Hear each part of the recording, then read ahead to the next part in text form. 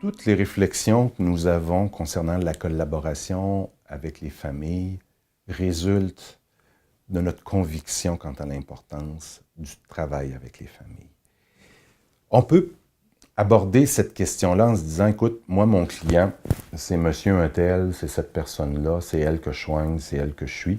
La famille n'est pas mon client, donc j'ai aucune obligation à leur égard. C'est une vision étroite, une vision incomplète. En fait, les données de la recherche sont unanimes à nous dire que l'intervention familiale est importante pour la personne. Il y a des recherches qui datent depuis maintenant de 40 ans, qui ont été réalisées dans différents pays dans le monde, et la conclusion est la même. Si vous collaborez avec la famille d'une personne, cette personne-là va mieux se rétablir, va être hospitalisée moins souvent. En fait, de nombreuses lignes directrices d'organismes internationaux dans le traitement des personnes souffrant de psychose placent l'importance de l'approche familiale à la même hauteur que l'importance de l'approche pharmacologique. Donc, c'est vraiment essentiel de ce côté-là. Dans une perspective clinique, je pense que l'intervention familiale, personnellement, je trouve que l'intervention familiale m'aide beaucoup à mieux évaluer mes patients.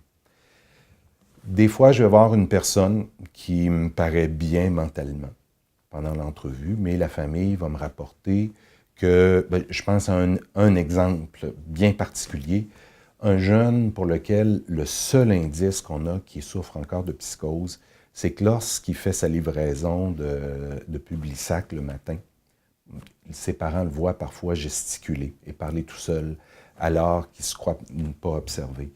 Et ça, c'est extrêmement important, parce que c'est un jeune qui présente un retrait social important, mais on est convaincu que c'est une conséquence directe de ses symptômes psychotiques, mais on serait incapable de le savoir sans ça.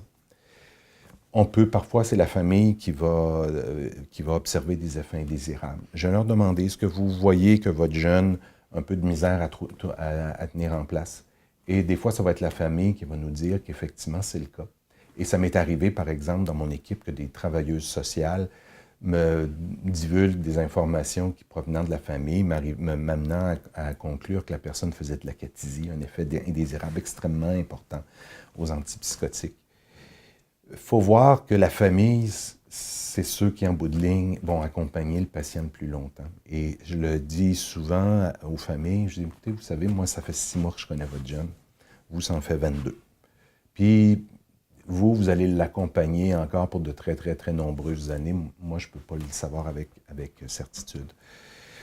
Et aussi, j'ajouterais cet autre aspect, c'est qu'il est intéressant d'être accompagné de quelqu'un lorsqu'on va dans une visite médicale. Et la loi sur la santé et services sociaux nous le dit de façon formelle, je ne me rappelle pas le numéro de l'article, mais toute personne recevant des services dans le système de santé peut être accompagnée de la personne de son choix. Donc, à partir du moment qu'une personne nous dit « je veux que ma mère vienne, je veux que mon père vienne, je veux que mon intervenant vienne », on doit accepter. Et ça, à moins de circonstances vraiment très, très, très, très exceptionnelles. Et moi, je replace ça dans le contexte où moi-même, lorsque j'ai des rendez-vous, pour moi, des rendez-vous personnels, j'aime bien que mon épouse m'accompagne pour qu'elle participe à la discussion et pour qu'elle entende les mêmes choses que moi, pour qu'on puisse en discuter par la suite. Donc, et j'ajouterais à ça, vraiment l'aspect du consentement éclairé aussi. Une grande partie des gens que nous accompagnons, que nous traitons, présentent un certain degré d'inaptitude à consentir aux soins. Souvent, on n'ira pas en régime de protection, on n'ira pas en ordonnance d'autorisation de soins parce que ça ne présente pas nécessairement de graves problèmes, parce que la personne ne refuse pas les soins. Mais ce n'est pas parce qu'elle ne refuse pas les soins ou qu'elle les accepte qu'elle offre un consentement éclairé. Et c'est dans ce contexte-là que les proches doivent nous aider à obtenir un consentement substitué.